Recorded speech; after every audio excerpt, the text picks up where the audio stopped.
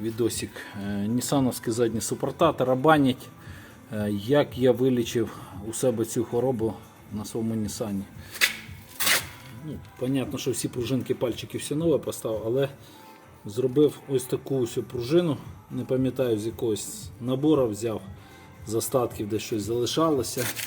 Отак її вигнув, зацепив за скобу і вона все стоїть, але не дзвенить, коли їдеш. І з іншої сторони точно так же.